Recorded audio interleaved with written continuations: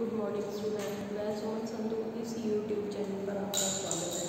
तो मैं आपको जो आपकी फर्स्ट ईयर में बुक है समकालीन भारत में शिक्षा, तो उसमें मैं आपको जो टॉपिक करवा रही हूँ वो टॉपिक है शिक्षा में लोकतंत्र में शिक्षा का संबंध, कि हमारे लोकतंत्र यानी कि हमारे देश हमारी जनता में शिक्षा से हमारा क्या संबंध है।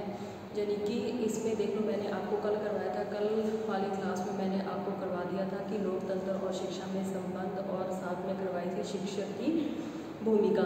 तो लोकतंत्र और शिक्षा में संबंध यानी कि हमारा जो लोकतंत्र है, लोकतंत्र की सफलता जो है उसका मुख्य आधार किस पर निर्भर करता है? शिक्षा पर। क्योंकि शिक्षा, अगर हमारे देश की जनता निरक्षर होगी, अनपढ़ होगी, पढ़ी लिखी होगी, तो उनको क्या है, अपने सही मतदान करने का उनको अधिकार तो है, लेकिन वो सही मतदान नहीं कर पाएंगे। तो जिससे कि हमारा जो लोकतंत्र है, हमारी जो जनता है, जो हमारा देश है या जो हमारी प्रजातंत्र है, तो इसमें जो शिक्षा है उसकी क्या है, अहम भूमिका है। तो इसमें क्या है कि जो इसमें हमारे जो एक विशेषज्ञ हैं डॉक्टर जॉन डीवी, उन्होंने कहा था कि लोकतंत्र में इस प्रकार की शिक्षा होनी चाहिए जिनकी हमारी प्रजातंत्र है या जो हमारे जितने भी देश है वहाँ की शिक्षा ऐसी होनी चाहिए जिससे कि व्यक्तियों में सामाजिक संबंध और रुचि उत्पन्न करने पर नियंत्रण किया जा सके। यानी कि उनके संबंध और नियंत्रण व्यक्तिगत रूप में रुचि उत्पन्न की जा सके, ऐसी हमारी शिक्षा होनी चाहिए। और उन्हें ऐसी मानसिक आदतों का निर्माण करे जिनसे कि अव्यवस्था उत्पन्न होती है, ऐसी मानसिक उनके अंदर क्रियाएं उत्पन्न हो जिससे कि जो भी अव्यवस्थाएं उत्पन्न हुए बिना हमारे समाज में क्या हो, परिवर्तन संभव हो सके। तो इसलिए जो हमारे लोकतंत्र है उसमें शिक्षा की बहुत ही अहम भूमिका है। तो हमारी ऐसी शिक्षा होनी चाहिए जिससे कि हमारे समाज में जो परिवर्तन है आसानी से लाए जा सके। तो आज मैं करवाऊंगी आपको, इसमें जो हमारा आगे टॉपिक है वो है सामाजिक विकास में शिक्षा। यानी कि हमारे समाज का अगर विकास करना है तो उसमें शिक्षा की क्या भूमिका है, कैसे हम समाज का विकास कर सकते हैं, शिक्षित लोग कैसे समाज का विकास कर सकते हैं। तो आज का जो हमारा टॉपिक है वो सामाजिक विकास में शिक्षा की भूमिका, यानी कि मानव का जो प्रत्येक पक्ष है वो किससे संबंधित है? शिक्षा व्यवस्था से प्रत्यक्ष एवं अप्रत्यक्ष रूप से संबंधित है। यानी कि जो हमारा समाज है उसमें जो मानव है, जो मानव का प्रत्येक पक्ष जो शिक्षा से प्रत्यक्ष या अप्रत्यक्ष रूप से संबंधित होता है। वर्तमान में जो हमारी शिक्षा प्रणाली है, वर्तमान समय में जो हमारी शिक्षा प्रणाली है उसमें विशेष प्रकार की शिक्षा व्यवस्था निश्चित की गई है जो कि छात्रों का सर्वांगीण विकास करे। यानी कि हमारी जो प्राचीन काल की शिक्षा थी वो कैसी थी, वो शिक्षक केंद्रित थी। उसमें शिक्षक जो भी प्रवचन देता और बच्चे उनको छात्र क्या करते थे, उनको सुनते थे। लेकिन जो हमारी वर्तमान की शिक्षा है वो कैसे है, वो बच्चे का सर्वांगीण विकास से संबंधित करने वाली शिक्षा है। इसमें आज के युग में जो शिक्षा की विभिन्न शाखाएं हैं, मानव में मानव के जो विकास हेतु अपनी भूमिका का प्रदर्शन करती है। कौन करती है? शिक्षा करती है कि उसके विकास में जो परिवर्तन हो, किसके मनुष्य के विकास में जो परिवर्तन है उसमें जो शिक्षा है वो अपनी महत्वपूर्ण भूमिका निभाती है। यानी कि इसके संदर्भ में हमारे सामने जो निम्नलिखित बिंदु है, पहला है सामाजिक विकास में शिक्षा की जो भूमिका है वो कैसी है। शिक्षा की भूमिका, मानव क्या है, एक सामाजिक प्राणी है। मनुष्य क्या है, एक सामाजिक प्राणी है। इसलिए उसका विकास है जो सामाजिक व्यवस्था के अनुरूप होना चाहिए। मनुष्य क्या है, एक सामाजिक प्राणी है और उसका जो विकास है वो सामाजिक व्यवस्था के अनुरूप होना चाहिए। सामाजिक विकास की जो हमारी प्रक्रिया है उसमें विद्यालयीय व्यवस्था, यानी कि जो हमारे विद्यालय है, विद्यालय व्यवस्था भी समाज के अनुरूप होनी चाहिए। यानी कि जो हमारा विद्यालय है उसकी व्यवस्था भी हमारे समाज के अनुरूप ही होनी चाहिए, क्योंकि मनुष्य क्या है, एक सामाजिक प्राणी है और वह समाज में ही रहकर अपनी आवश्यकताओं की क्या करता है, पूर्ति करता है। और जो हमारा भारतीय समाज है, जो हमारे भारत देश का समाज है वो कैसा है, प्रजातांत्रिक मूल्यों पर आधारित है। किस पर आधारित है? प्रजातांत्रिक मूल्यों पर आधारित है, जहाँ पर यानी कि हमारे भारत देश में यहाँ पर सभी समानता, स्वतंत्रता एवं न्याय प्राप्त करने का अधिकार है। सबके पास, हमारी जो देश की जनता है उनके पास समानता, स्वतंत्रता और न्याय प्राप्त करने का क्या है? अधिकार है। तो शिक्षा व्यवस्था भी इस प्रकार की ही होनी चाहिए, यानी कि शिक्षा ऐसी दी जाए बच्चों को जो कि उनके अंदर समानता, स्वतंत्रता और न्याय प्राप्त करने वाली हो, ऐसी शिक्षा दी जानी चाहिए।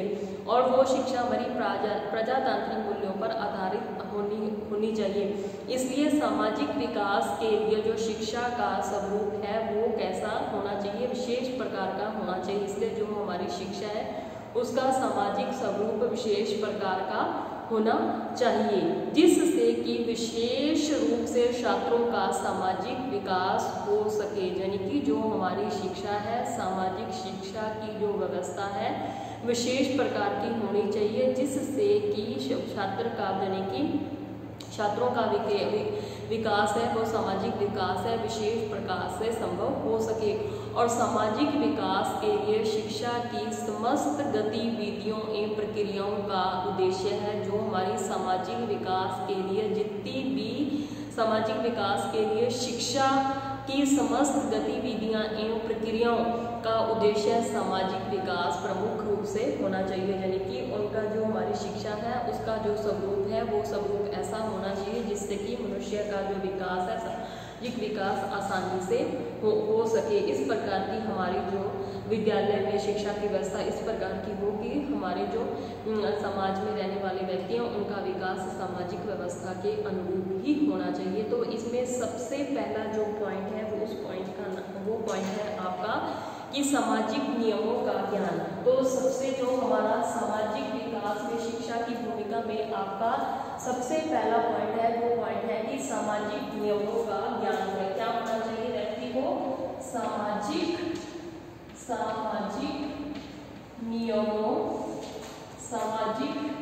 नियमों का ज्ञान। ऐसी हमारी जो हमारी शिक्षा है वो ऐसी होनी चाहिए जिससे कि मनुष्य या छात्र को सामाजिक नियमों का जो ज्ञान वो आसानी से हो सके। तो इसमें देखो कि सामान्य रूप से यह देखा जाता है कि सामाजिक नियमों का ज्ञान जो है विद्यालय व्यवस्था एवं शिक्षा से होता है। यानी कि जो हमारे समाज के नियम हैं उन नियमों का जो ज्ञान है उसका बच्चे को ज्ञान या उसकी नॉलेज कहाँ पे होती है? विद्यालय व्यवस्था के अंतर्गत होती है। एक बालक को जो भी नियम एवं व्यवस्था अपने परिवार में अपने माता पिता द्वारा दी जाती है या सिखाई जाती है, और जो भी नियम सिद्धांत होते हैं, जो भी व्यवस्थाएं होती हैं उसको अपने घर परिवार अपने माता पिता से मिलती हैं। जैसे कि उदाहरण के तौर पे बता दो कि बच्चे को कहा जाता है कि आपको क्या करना है? बड़ों का सत्कार करना है।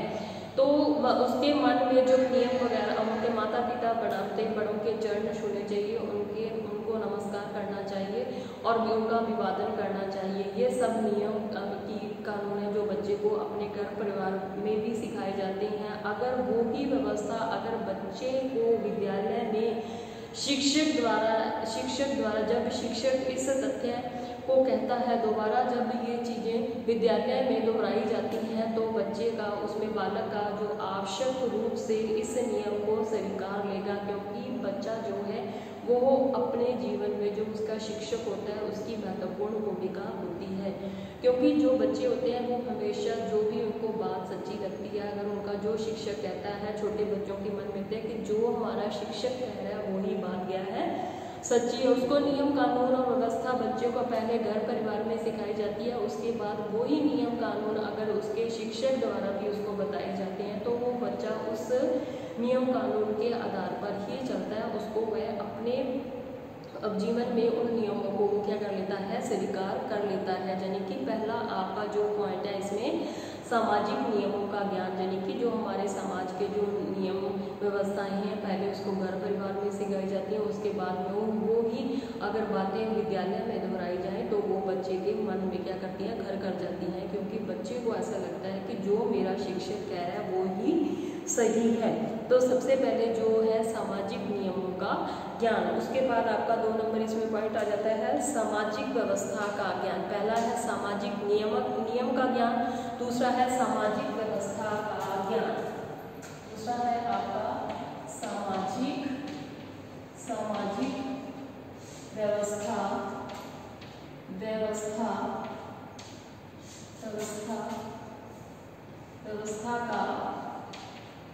का ज्ञान, सामाजिक व्यवस्था का ज्ञान। पहला तो था सामाजिक नियमों का ज्ञान, दूसरा है सामाजिक व्यवस्था, यानी कि जो भी हमारे नियम कानून घर पे बताए जाते हैं वही नियम कानून अगर विद्यालय में शिक्षक द्वारा दोहराए जाते हैं तो वो बच्चे द्वारा पूर्ण सत्य रूप में स्वीकार किए जाते हैं। उसके बाद है सामाजिक व्यवस्था का ज्ञान, यानी कि जो हमारी सामाजिक व्यवस्था है का ज्ञान विशेष प्रकार की शिक्षा से ही संभव होता है, यानी कि जो हमारी सामाजिक व्यवस्था है उसका जो ज्ञान है विशेष प्रकार से किससे संभव होता है, शिक्षा के द्वारा ही संभव हो पाता है।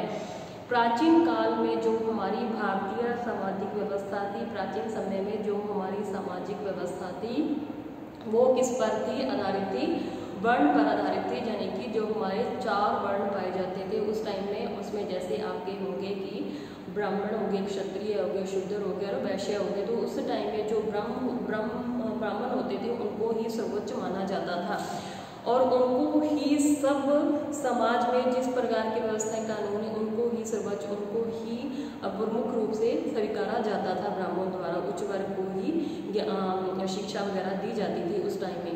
जो व्यवस्था थी वर्ण पर आधारित थी, परंतु वर्तमान समय में किस पर आधारित है, कर्म पर आधारित है। किस पर आधारित है, कर्म पर, कर्म यानी कि काम पर आधारित है। प्राचीन काल में जो हमारी सामाजिक व्यवस्था थी वो किस पर आधारित थी, वर्ण के आधार पर। वर्ण मैंने आपको 4 बताए हैं, कौन कौन से थे, ब्राह्मण, क्षत्रिय, शूद्र और वैश्य। तो इसमें उस टाइम में जो सबसे पहला नंबर था वर्ण था वो उनको ब्राह्मणों को ही सर्वोच्च माना जाता था, लेकिन वर्तमान युग में ऐसा नहीं है। वर्तमान समय में जो हमारी सामाजिक व्यवस्था है वे किस पर आधारित है, कर्म पर आधारित है।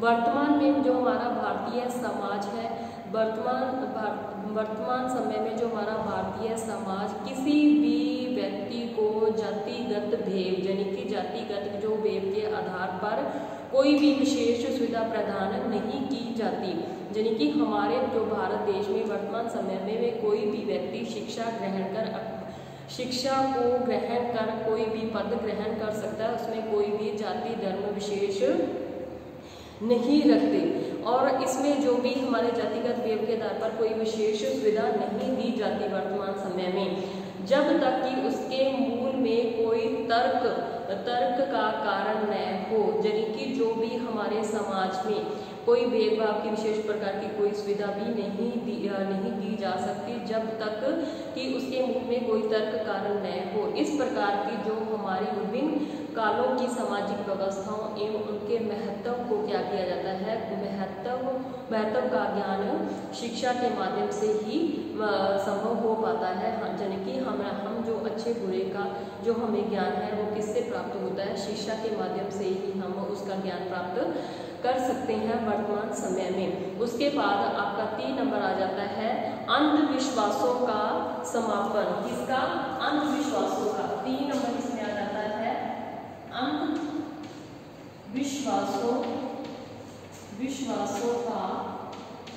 अंधविश्वासों का समापन, यानी कि अंधविश्वास जो भी हमारे समाज में अंधविश्वास चल रहे हैं उनका समापन किसके द्वारा किया जा सकता है, शिक्षा के माध्यम से उनका समापन किया जा सकता है। जैसे कि शिक्षा के माध्यम से ही समाज में जितनी भी व्याप्त बुराइयां हैं या अंधविश्वास हैं उनको समाप्त किया जा सकता है। समाज में अनेक प्रकार के स्वर्ग नरक जो भी संबंधी भ्रामक धारणाएं फैली हुई हैं और जिनके कारण कि व्यक्ति समाज में ऊंच नीच का व्यवहार करता है। जैसे कि विधवा को पुनर्विवाह की आज्ञा नहीं दी जाती, जिन्हें पुनर्विवाह की आज्ञा नहीं दी जाती, जिससे पुनः विवाह करने पर उसको क्या मिलता है, नर्क मिलता है।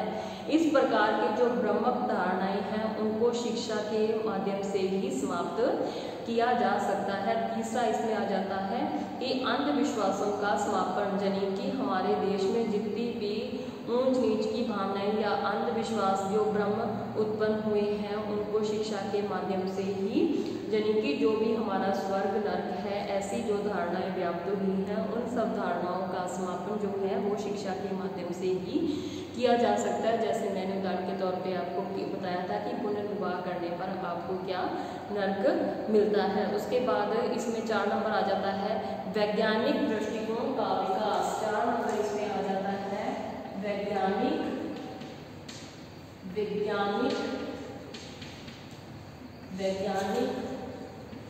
दृष्टिकोण का विकास।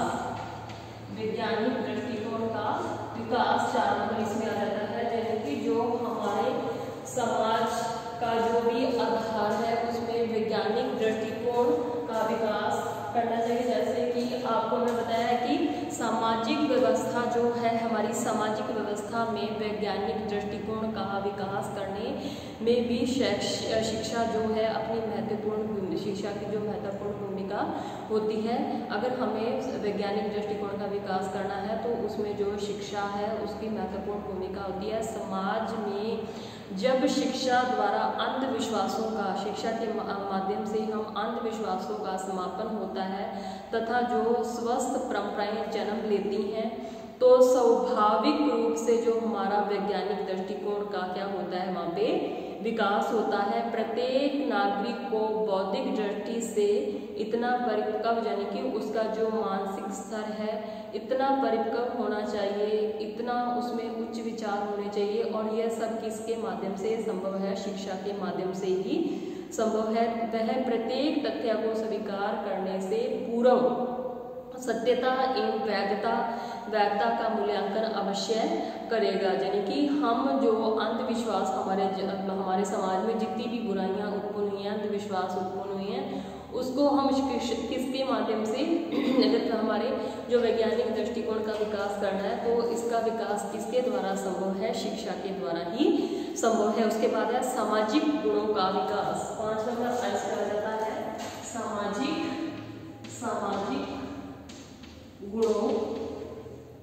सामाजिक गुणों का विकास 5 नंबर इसमें आ जाता है कि सामाजिक गुणों का विकास, यानी कि सामाजिक विकास की प्रक्रिया में सामाजिक गुणों का विकास प्रथम सोपान है। जब किसी समाज में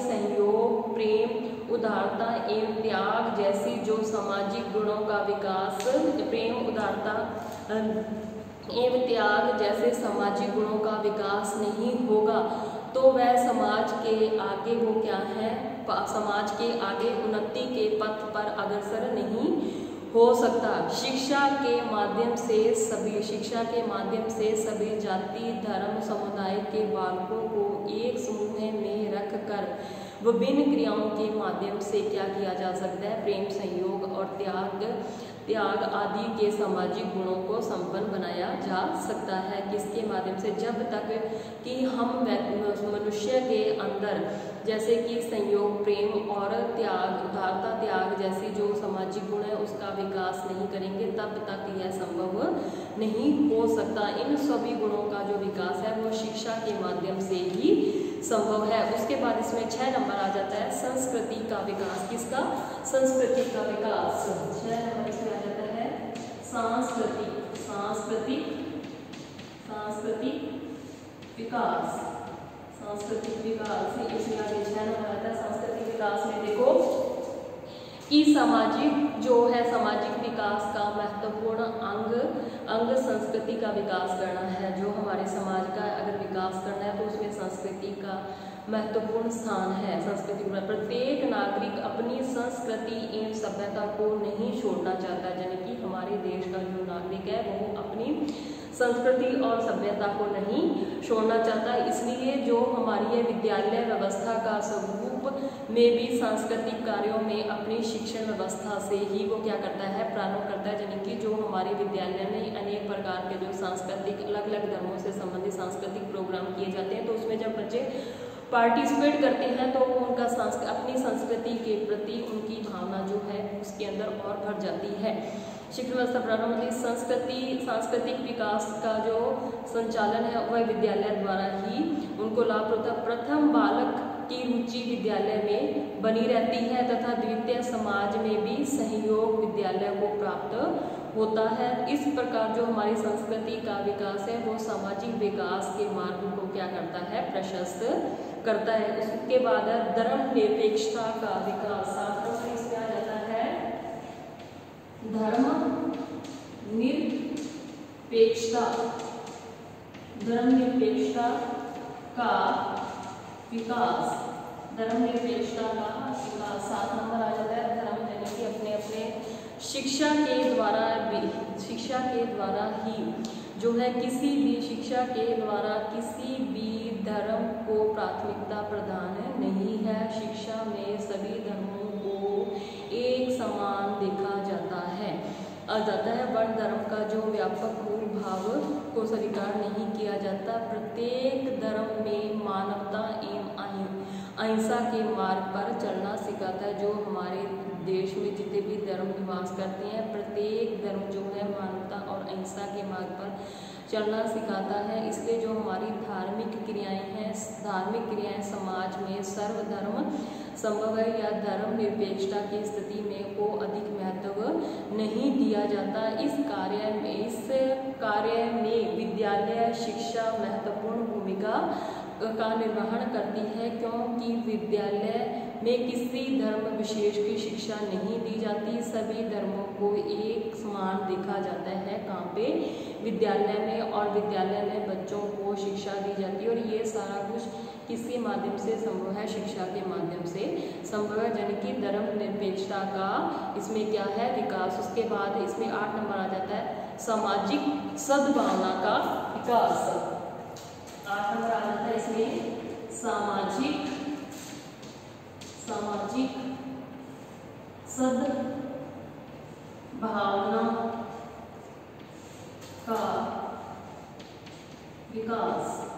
सामाजिक सद्भावना का विकास 8 नंबर इसमें आ जाता है सामाजिक सद्भावना का विकास। यानी कि सामान्य रूप से यह देखा जाता है कि समाज में विभिन्न धर्म एवं संस्कृति के व्यक्ति निवास करते हैं। सामाजिक सद्भावना का विकास, तो इसमें देखो जो हमारा समाज है, समाज में सामान्य रूप से देखा जाता है कि समाज में विभिन्न धर्म जाति संस्कृति के व्यक्ति क्या करते हैं, निवास करते हैं। शिक्षा के माध्यम से ही इन व्यक्तियों के मध्य एक समन्वय स्थापित किया जा सकता है। इससे जो हमारे समाज में सद्भावना क्या है, होती है, बनी रहती है तथा इस प्रकार की जो अव्यवस्था उत्पन्न न हो। जैसे कि विद्यालय में इस प्रकार की प्रार्थना बच्चों को इस प्रकार की प्रार्थना में सम्मिलित किया जाता है जिसमें सामाजिक सद्भावना उत्पन्न होती है। जैसे कि हर रंग में तू, हर रूप में तू,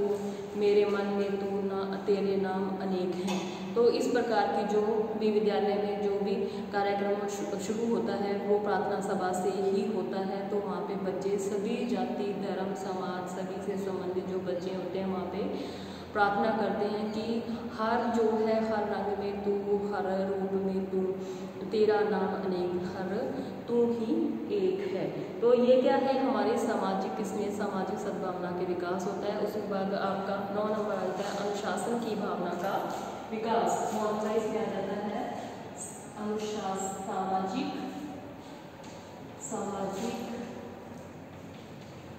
अनुशासन की भावना का विकास। सामाजिक अनुशासन की भावना का विकास, इसमें देखिए जो हमारा सामाजिक अनुभावना जो अनुशासन की भावना का विकास, जिस समाज में अनुशासन भावना का विकास नहीं होगा, जिस समाज में अनुशासन नहीं होगा वह उस समाज का क्या है, विकास संभव वह कभी भी उन्नति नहीं करता, वो समाज कभी भी उन्नति नहीं कर सकता। विद्वानों का मानना है कि हमारा जो राष्ट्र है, हमारा जो समाज है, जो हमारी संस्थाएं हैं, हमारा घर है, हमारे विद्यालय हैं, अगर वहाँ पे अनुशासन नहीं होगा तो वो सुचारू रूप से नहीं चल सकते। जो व्यक्ति अपना अनुशासन में रहकर अपना जीवन नहीं जीता तो उसके अंदर जो उसका सामाजिक जीवन है वो क्या होता है, योग्य जीवन योग्य नहीं होता मनुष्य। हर मनुष्य में अनुशासन होना क्या है, जरूरी है। तो ये किसके माध्यम से संभव है, ये शिक्षा के माध्यम से ही संभव है, क्योंकि पहला जो प्रथम विद्यालय होता है, बच्चे का घर होता है, वहाँ पे उस बच्चे को अपने माँ बाप द्वारा शिक्षा दी जाती है और उस शिक्षा को जब विद्यालय में दोहराया जाता है तो वो सारी बातें उसके बच्चे के मन में क्या होती हैं, घर कर जाती हैं। तो इसके जो अनुशासन की भावना का जो विकास है वो शिक्षा के द्वारा ही संभव हो पाता है। अब लास्ट इसमें 10वां आ जाता है आत्मनिर्भरता का विकास। 10 नंबर इसमें आ जाता है आत्मनिर्भरता का विकास। आत्मनिर्भरता का विकास 10 नंबर इसमें आ जाता है आत्मनिर्भरता का विकास, यानी कि आत्मनिर्भरता की भावना का विकास जो है प्रत्येक बालक में शिक्षा द्वारा ही संभव हो पाता है, क्योंकि शिक्षा का उद्देश्य है बालक का सामाजिक विकास करने के साथ साथ उसके व्यवहार के मूल्यों में भी विकास करना होता है, जिसमें कि बालक धनार्जन करने की योग्यता रखता है, धन को व्यय करने की योग्यता, प्राकृतिक संसाधनों का उपयोग की योग्यता आदि का विकास होता है। इस प्रकार छात्र क्या है, आत्मनिर्भर बनता है। किसके माध्यम से, शिक्षा के माध्यम से। यानी कि उदाहरण के तौर पे मैं आपको बता दूं, अगर कोई पढ़ा लिखा व्यक्ति, अगर कोई अनपढ़ व्यक्ति है तो वो क्या है, एक शहर से दूसरे शहर नहीं जा सकता। उस स्थान पर अगर पढ़ा लिखा व्यक्ति है तो वो अपने देश को छोड़कर विदेश भी जा सकता है, क्योंकि यह सब कुछ उसके अंदर आत्मनिर्भरता का विकास किसने किया है, शिक्षा ने किया है। तो इसमें देखो मैंने आज आपको करवाया था कि सामाजिक विकास में शिक्षा की क्या भूमिका है। इसमें मैंने आपको 10 पॉइंट करवाए हैं। 10 पॉइंट में देखो मैंने पहला आपको करवाया था सामाजिक नियमों का विकास कौन करती है, शिक्षा। फिर सामाजिक व्यवस्था का ज्ञान, यानी कि समाज में हमें कैसे व्यवस्था बनाई रखनी है, इसका ज्ञान कौन करवाती है, शिक्षा। फिर अंधविश्वासों का समापन, यानी कि हमारे जो समाज में अनेक प्रकार के अंधविश्वास बुराइयां फैली हुई हैं, उन सब बुराइयों का समापन कौन करती है, शिक्षा। अगर जो अनपढ़ लोग होते हैं वो अंधविश्वासों में ज़्यादा विश्वास करते हैं, लेकिन अगर उसके स्थान पर अगर कोई पढ़ा लिखा व्यक्ति है तो वो उस चीज़ को वैज्ञानिक दृष्टि, वैधता और विश्वसनीयता के आधार पर उसको देखेगा और उसी के आधार पर वो क्या उसको पूर्ण सत्य मानता है। तो ये किसके माध्यम से संभव है, शिक्षा के माध्यम से। उसके बाद है वैज्ञानिक दृष्टिकोण का विकास, उसके बाद है सामाजिक गुणों का विकास, उसके बाद संस्कृति का विकास, धर्मनिरपेक्षता का विकास, सामाजिक सद्भावना का विकास, सामाजिक अनुशासन का विकास और लास्ट में आत्मनिर्भरता की भावना का विकास, यानी कि व्यक्ति मनुष्य को जो आत्मनिर्भर बनाती है, धनोपार्जन करने वाला बनाती है, तो वो कौन बनाती है, शिक्षा ही बनाती है। यह सब किसके द्वारा संभव है, शिक्षा के द्वारा ही संभव है। तो आज की क्लास है जो आपकी यही खत्म होती है, कल नए टॉपिक के साथ मिलते हैं। धन्यवाद।